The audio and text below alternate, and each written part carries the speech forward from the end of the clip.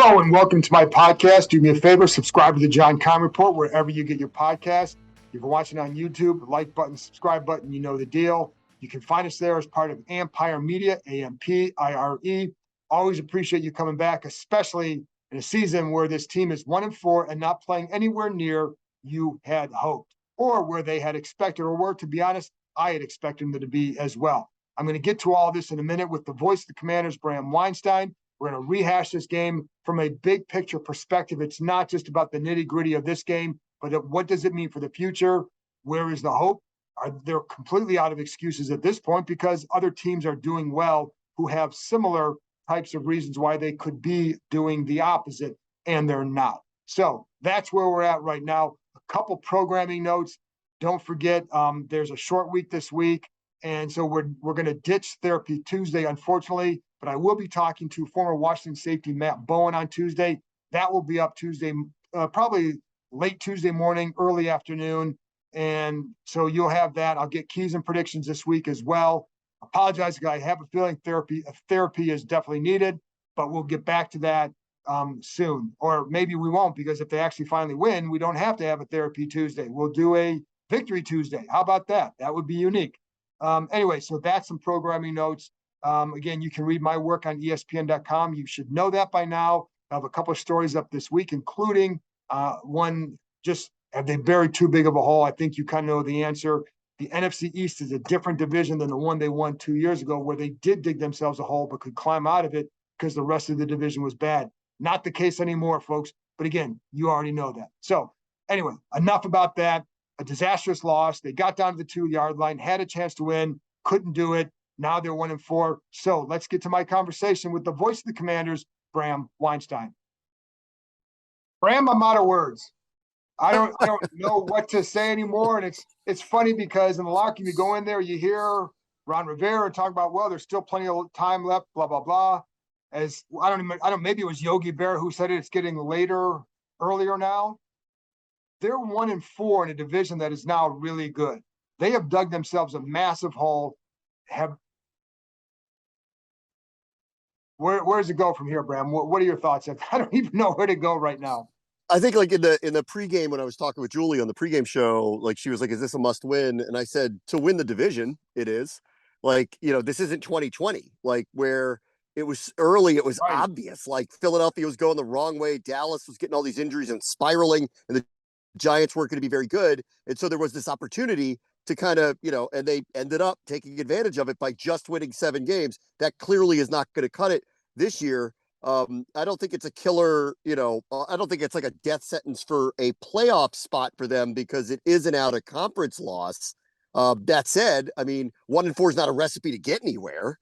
So, they're playing for a wild card at best if they can turn it around.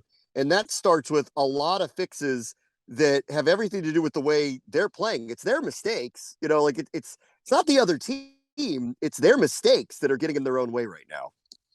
It is, but they keep making them, and they're 1-4. And you watch the Giants go 4-1 with the new coach. You see what the Eagles are doing year 2 with the new coach. Are you confident that we can say that? We can say that it's their mistakes and all that, but is maybe this just who they are? It was interesting, during the week, I had Mike Keith on from, the Titans radio, and he said last year the Titans played 91 guys last year, most in the NFL. Right. And they were the 1 seed playing 91 guys. They've played 19 defensive starters this year alone coming into the game, 19 defensive starters. And you're seeing it. Like, they are so vulnerable on the back end. Like, you're literally seeing it. Like, that's not their starting lineup. Bud Dupree didn't play. Harold Landry didn't play. The linebacker, Zach, I can't remember his name now, did not play. Yeah, there's injuries, but they won, so, that's the hard part when I hear anything here about injuries and excuses. Like, it's hard to hear it because, like, last week they lost to a team who had Cooper Rush and a messed up offensive line. You don't hear them making any excuses. And this week they played a team that's had 19 different defensive starters already and held them to 17 points on the road. So this is about them figuring out how to be better. think everybody, I mean, we talked a lot this week. I saw the Tom Brady quote, and people are starting to ask everybody, like, is there just bad football being played? And I would agree to a large extent there is a lot of just kind of average football. Well, somebody's got to win, and some teams are doing it, and this team isn't. And they have weaknesses like everybody else. Theirs seem to get exposed a little bit more, in my opinion, than some of the others. And they're going to have to, I don't know what they can do about the offensive line, frankly, right now, just based on injuries and attrition. I think they're in a spot. I think if Wes Schweitzer can come back in a couple of weeks, maybe he fills a guard role for them. But right now, they just got to try to figure something out because they're beyond leaky there. And then, on the back end at corner, I mean, this was a William Jackson ending up benched, hurt, combination of both, whatever the reality is. That was coming over the last couple of weeks too. And I think they're trying to do whatever they can. But even in that case, they're really thin there. Like we were talking about this earlier in the week. Like you're replacing him with who? It's somebody's going to be very inexperienced playing. Yeah, and Jackson said after the game that he had a back injury, and I know he's been on the injury report at times with the back issue, and he said he has a bulging disc in his back. That makes it really hard to play. If that's the case, then at this point, I would take him out. I know going into this game, because I know he came out this series after he missed that tackle, but I also know going into this game that they liked the corner's ability to play physical on the edges. So I don't think it was because he missed the tackle. But having said that, they know he hasn't been playing well. So, but again, the problem is, what are your options there? An offensive line, that's where the massive disappointment is because it wasn't addressed well enough in the offseason. And it's funny because, you get the Eric Flowers question a lot, right? Why Eric Flowers has kind of turned into an all-pro over the last month or so based on, what we hear. I mean, he's not like, if they had Eric Flowers right now, they'd probably be 1-4. But maybe. I mean, well, I when I don't say, know. let me take that back because maybe he would have made a difference on some blocks today. So I'll give you that. Like today, I think maybe he makes a difference. And some of those, because Andrew Norwell played really bad. Last week, Norwell wasn't the issue. So I do think with Flowers that if Sadiq Charles, if Norwell has another game like that and Charles doesn't improve, you have to do something. And I do think he'd be on the table because he's out there and he knows their system. Nobody else has picked him up. Yeah. So We with were that, but talking even about then, it. like the problem is, it's still not like it's not the long-term solution that they need. It's still going to be a patchwork line. That's the problem. I mean, but I mean, even with Eric Flowers, like he hasn't been on a roster, so you don't know what kind of condition he's in. Right. Like, if you sit there and go, like, oh, just go sign this guy, he might not even be in football shape. I mean, I'm not saying he's not, but We don't like, know. I don't know that. Like, I don't know that. And like, I don't want to hear any more revisionists on Sheriff. They tried to pay him. He wouldn't take their money. They franchised him twice. It's not like they didn't value him. They wanted to keep him. He wanted to leave, so he left. The Flowers thing is still unexplained, but I think it's about money. That said, you have to replace these people. And I do think, and this was, a big apprehension I had early in the offseason, that they went with a couple of options of guys that they're pros for sure, and they have previous relationships with them, but there's a lot of tread on the tires. And I was very concerned when they went and did what they did. And then I look at someone like Sadiq Charles and I go, he's young. This is his third year in your system. You drafted him. You have 2 open guard spots. How does he not win one of those jobs? Like, how is he not getting that? So this is a off-season thing that's manifested in the regular season that honestly I'm not overly surprised by. I'd hoped for a better outcome, but I'm not surprised what's happening. Both of those players, Norwell and Trey Turner, got hurt in the preseason, so it wasn't like they didn't know that it was going to be problematic to think they'd get through the whole season with them as starters. Maybe they overrated them a little bit based on previous relationship in where they are in their career now. Because Norwell at one point was one of the best guards in the NFL, and he's shown flashes of being very good, but today was not a good day for him. And the idea that they're going to get a consistent 17 games out of this line, I think was, optimistic beyond being optimistic about it. And even in the preseason, like I talked to Coach Rivera about, are you prepared to rotate people? And he was like, uh-huh.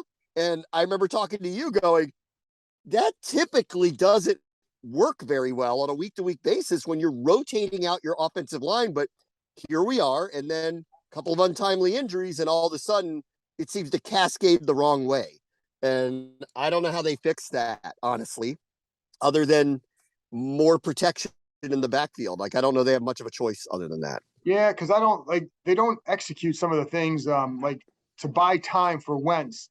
They're not very good at buying time for Wentz, whether it's because of scheme, whether it's because of losing. Like Norwell just got dusted on a couple rushes today. I mean, you can't. It's kind of hard to scheme up a situation where like you're not asking a guy to lose a one-on-one within 2 seconds, right? So, but are there other things they can do to help Wentz get more time, buy more time into a play action pass? I don't like their play action game at all. I don't think it's very well designed. That's a problem. So can you do things to minimize? Like I've seen offensive lines here that talent wise weren't all that great, but the scheme, Kyle Shanahan would help buy time through play design, right? So that's where you say, well, can the coaches do a better job with that? Where do you think we're at with the staff? Because you and I both going to hear from fans about their displeasure with the staff. Where are we at with this? And do you think that this could become a problem in the locker room? Are we at that point? I don't get the sense of that. I mean, when I hear from the leadership players, I don't hear any kind of finger pointing or even hinting at that. Obviously, the record's not very good. It is year three. Being that I think the ownership is, well, they're not overly talkative right now, so we kind of don't know how they feel about any of this stuff. And when they are asked to address issues, it really isn't on the field stuff. It's all been off the field stuff. So I don't know what the pulse is there. Previously, like, you would at least hear about, the way the wind is blowing with Dan Snyder, and I don't even hear any of that. So it's really hard for me to know. But I mean, like, if this cascades really the wrong way, I don't know where we'll be. I still feel like it's very early to start projecting out like job security. And I'm just not there yet. And I don't hear any whispers or hints or anything of Yeah, and that, I'm of not that even going. nature. Yeah. Yeah, and my thing is more so for this season, right? Because obviously nothing's going to happen now. So the question is going forward. You know, is there a fear of losing faith in what they're being given to do? I mean, maybe, but I mean, like, is it Ron Rivera's fault that there were three crazy low snaps? Like, it's not. Like, and like some of these penalties, like that's not the coach's fault. So I still feel like it's an everybody thing. I'm not Yeah, trying to absolve them for sure. Like, we just talked about personnel decisions that are blowing up in their face right now, like really badly. So there is accountability there. To your point about their play action game, it wasn't fooling anybody for weeks, right? And this was the day where you could take advantage of a team where play action was huge, necessary. Get behind over aggressive linebackers, take advantage of a secondary that really can't cover deep plays. Like, and Deanna and got. they did, and Yep, they did at and they times did. here. But they got in their own way again. And when you have 20 penalties in 2 weeks combined, and a bunch of botched plays on snaps. There was one particular play where the receivers could not get lined up correctly, Right. and they should have called a timeout, but they didn't. And then it's a botched snap that got picked up by Curtis Samuel. Like, it was, there's a sign here that, like, they're not put together very well right now. They're not coordinated particularly well right now. And then in critical moments, second straight week in the first half, where I questioned time management, decisions with timeouts. They're using them, then they're not using them, then they're running the clock, then it's like, do you trust the offense to try to make a play? Why not give them time? I didn't totally understand the logic in either week. And then today, like, I get it on the Curtis Samuel one where I thought he went out of bounds, but they said he was still in bounds. They kept running the clock. I agreed they needed to use a timeout at that moment because it was kind of chaotic and there's not a lot of time left. You got to score a touchdown, not a field goal. So I hear them on that. Why they used the second one on the next play, I don't totally understand that one. It left them in a situation where they're on the 2 yard line and can't run the ball. Right. So this is an everybody thing. Like, it's a totally an everybody thing. And I'll hear Rivera when he says, look, we were down there and had 4 chances. Well, 3, but could have been 4 chances. We need to execute. I agree. You also couldn't run the ball, like, because you'd have a fire drill if someone got stopped.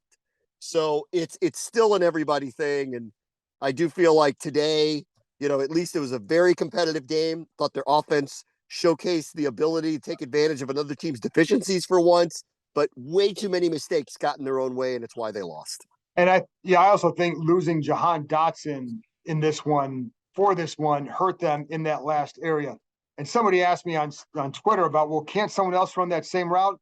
Well, yeah, but you don't run it as well as Jahan Dotson. There's a reason why he was a first-round pick and why they're so high on him. And you watch him in the red zone, he knows how to get open. Not everybody does. So it's not about running the same route. It's about, you go back and watch the Dallas game, the way he sets up the defensive back, the way he presses the defensive back, the leverage that he gains by how he attacks the defensive back. That's what gets him open. It's not the route, it's not the play, it's the kid making a move to get open, and he does that in the red zone. So I felt like they lost him here, not having Logan Thomas. And then going back to your point on the run, that last play, they used a tight formation on both sides. It was clear they're going to run some level of some stuff to the middle. Well, the Titans dropped 8 on the play. They took that away. The linebacker jams McLaurin as he's going across, and then he ducks back over to make the pick. It was a hell of a play by the kid, but it also, if you have that run pass ability in that play, maybe it's a run, so maybe you can't play certain things as aggressive. Maybe you think McLaurin's coming out to block me, so I've got to play differently, right? So like that's where the option makes a big difference too. Yeah, I agree. I mean, the offense was a problem today. The defense did enough to win, frankly. They really did. Granted, I loved this matchup for them. I think I said this to you earlier in the week. I go, the reason why I'm concerned, like, I love this matchup for them for a lot of reasons. Like, Washington on the back end, especially at corner, they're having trouble down the field. They're committing really bad penalties. The coverage has been suspect. Well, this team doesn't even attempt passes down the field, so that's the good news. Like, what you really have to deal with is play action. Yeah, the one big shot they hit was a crazy broken play that was just a toss up in the air, and a dude made a crazy adjustment on a play. I can live with moments like that. This team doesn't even try to do things like this. It's all about Derrick Henry and the play action. And for Washington, like, what was going to be incumbent for them was if they could produce any kind of run game, and I know they didn't run the ball very well, but Tennessee's got a great run defense. They are over aggressive to the line of scrimmage. Really good. Yeah, very good defensive line. Their linebackers fire towards these holes. This is why you can take advantage of them in the middle of the field or down the field if you get enough time, because they bite on run so much and their linebackers can't really cover, that you're going to have opportunities. And Washington took advantage of some of them, but the penalties, the mistakes, the broken plays, too many drives where they're in a 2nd and 22 and things like that, just happening over and over, just lost possessions. The offense lost this game. Like, the defensive line was outstanding. Yeah, they're really outstanding today. And honestly, the coverage was fine in general, albeit they weren't tested like they had been the last few weeks, because Tennessee doesn't play that way. So I loved this matchup, and I loved the opportunity for them to get on the right side of this thing, but I did not trust that they were not going to get out of their own way, and they didn't. And they lost, they came, God, they're 2 yards away from 2 and 3 as opposed to 1 and 4. What a difference the season feels like. That's unfortunate. And I'm with you on down on the goal line. I need to watch it again, but it did not appear as if that they stressed Tennessee's defense at all on the 2-yard line down there to make them think what's coming and what's going to happen here. There's no rolling out. There was no movement at all. None. And Tennessee knew they couldn't run the ball, or they'd be crazy to try to run the ball down there. So I think we need to rethink, how did they handle that critical situation? It doesn't look like very well collectively. Well, and I would say this, because I know people will ask about rolling him out, and David Aldridge asked Ron Rivera about that after the game, and the explanation was, which you understand, like, you roll out, it takes longer to get rid of the ball. You cut down on how many plays you may be able to run, and if and it also cut. A lot of times teams don't like that because it cuts down half the field, so you take away your options where you're going. But I also don't know that. Like, I don't know that I would trust him if you have Tannehill running the ball, who's more athletic at this point. I get it, but I think so. Anyway, that's just the explanation for that particular why no rollout, in case anybody was wondering about that there. And want to go back. I'm trying to think there was something else that you had said that I wanted to go back to, and now I forget. But you're right. Like, the defense played well enough again to win a game. And the reason I didn't, it's funny because I agree with you. I thought it was a good matchup. I thought it was a highly winnable game, but I picked Tennessee because I don't trust this team to make the winning plays at this point. We have to see evidence of that. And I also like Vrabel as a coach. I think he does a really good job. And knowing what that team overcame last year, it's a team that always finds a way. Yeah, they don't really beat themselves. I mean, here's a couple of things like for the last couple of weeks. Okay, so we have one turnover in 5 games. That's not winning football. I don't know why that's happening, but like it's not winning football. In the last couple of weeks, the closest thing they've had to a turnover was a shanked punt in Dallas that gave them the ball at the Dallas 30. They didn't score with that. And then here, today, they had they had basically, where was it? They got a, God, what was it? I lost my train of thought. They had another one where they started inside Tennessee territory and got stopped on a 4th down. Like couldn't score. Right. Couldn't score. Like that was big. Yeah, it was big. Like they had a couple of moments that felt very game changing. Like Tennessee started at the 50-yard line and a sack by James Smith-Williams took them out of field goal range. There was these moments of the defense that felt game changing, but like the closest thing they've had to a turnover in the last couple of weeks, they can't cash in on it. Well, then they've had penalties that wiped out 2. One of which would have, I think one penalty by St. Juste, the holding, the first one against Dallas, had no bearing on the throw. It would have been an interception if he doesn't hold it. He knows it. The second one on William Jackson, I think, influenced the play. So it may have been going to that guy. But like today, I know what you're going to say is about the defensive line.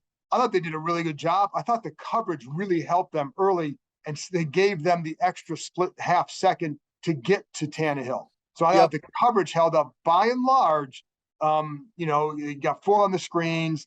I know Tennessee does a great job of fooling your eyes on those plays, and they really get you to oversell on certain actions. Going back to that 4th and 4 too, because what I thought, I immediately saw this, like you had Cole Turner one-on-one to the outside. And my first thought, he's going to throw the fade to Turner. He has a size advantage, a height advantage in that play. Just get it to him. I thought that's where he was going to go, and it wasn't. And, that clearly turned out to be a bad sequence there, because you had a chance. You should have gotten points out of that drive. You needed to get points out of that drive. And, that was one of the more disappointing ones. But you're right. 2 and 3 would have sounded a lot better going into Chicago. We have a chance to come out of that with the 500 record, and maybe you're behind in the division, but you're not that far behind. It feels like they're far behind, not just because of the record, but just because of how they're playing. And the Giants, you keep looking, it's like, how are they doing it? Well, they do it. And that's what they're, they don't have great talent, but they're doing it. And they won. Kenny Golladay and Kadarius Toney didn't play today. Saquon Barkley went out. Daniel Jones was a question mark to play this week. I don't think anyone looks at their defense and goes, "Oh, that's a great defense." Well, they're 4-1. Yeah. I don't know what do you want me to say? I mean, that's what their record is. Dallas hadn't had Dak Prescott in a month. I don't know what the score is right now against the Rams, but like they've won 3 in a row with him. Like they don't have their left tackle. So, like it's hard to hear excuses, frankly. It really is. You just got to go out and win. Yeah, and I think this team this week had every chance to win, and they just didn't do it. So, they only have themselves to blame for it, really. Yeah. The only thing that you can say at this point, I think like Terry McLaurin said it, like, how do you stop the bleeding? He said, you win.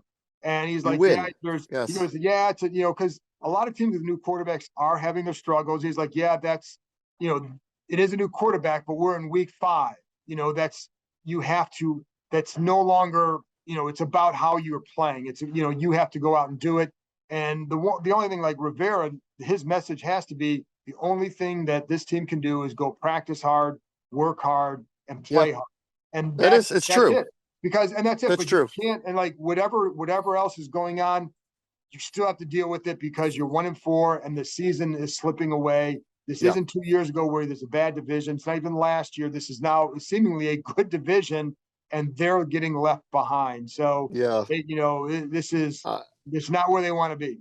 I really, I know, and the record's bad, and it's year 3, and so it's reasonable to ask a lot of questions about what's going to happen. I think we're too early to answer that, because I don't know how the season's going to play out. And I think everybody could just tell, if you listen to this podcast, when I talk about Ron Rivera, I really, really like him. I really think he's a very good coach. I think he was really the right guy at the right time for this organization. He was so necessary for them. And I really hope this turns around for him.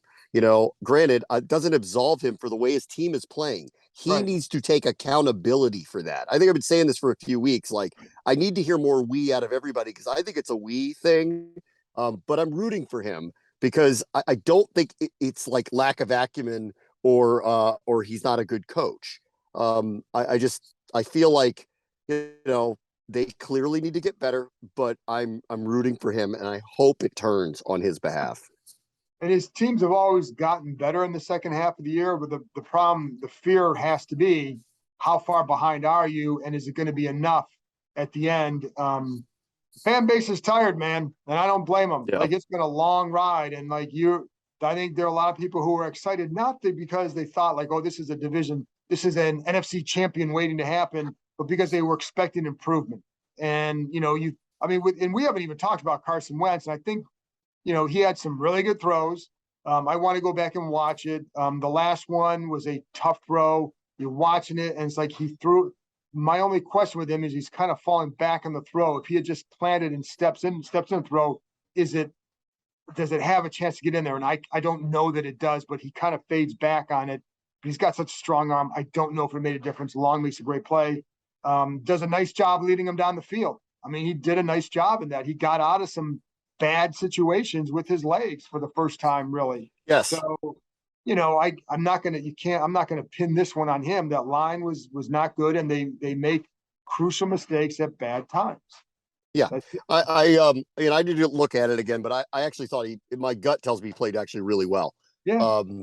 And granted, he needed to get 2 more yards at the end of the game, and he's the one who got picked off. And I have a feeling that Titans player made an incredible play. But I need to look at it again. That said, I thought he played well, and it's not his fault the protection's that bad or the snaps are that low. And London said during the broadcast he was like he's playing with a lot of poise today. I would agree with that. Like that was a very difficult situation. Like where the protection's breaking down, they're losing blocking 4 all the time. There were a couple of plays where Andrew Norwell just almost whiffs on people. There was low snap after low snap. Like that's not all on him. I mean, it really isn't. And that's the thing. Like I don't want him to get all the like I didn't think he played well in Dallas. I think that was a bad game for him. I think he played well today. I need to rewatch it, but I think he played well today. He gave him a chance. Yes, no doubt about it. No doubt about it. He played well today, in my opinion. All right, Bram. Well, that's it. I don't think there's much more we can say about this one and about the season so far. People are disappointed, and they should be. But there's another game Thursday, so I guess we will see you on Thursday in Chicago. Thanks a lot, and we'll talk to you later. All right, see you.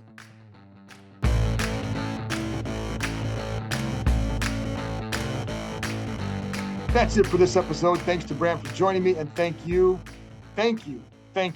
as always, for listening. I'll be back on Tuesday morning with former Washington safety Matt Bowen. We're going to take a look at this defense, talk a little bit about the Bears. I know it's not the matchup you wanted. It's not the matchup the nation wanted, but it's the one we're getting. So we'll still talk about what could happen in that game. But again, I'll be talking some big picture stuff with Matt Bowen. Hopefully you'll learn something. You always should when you listen to Matt. Anyway, I'll talk to you next time.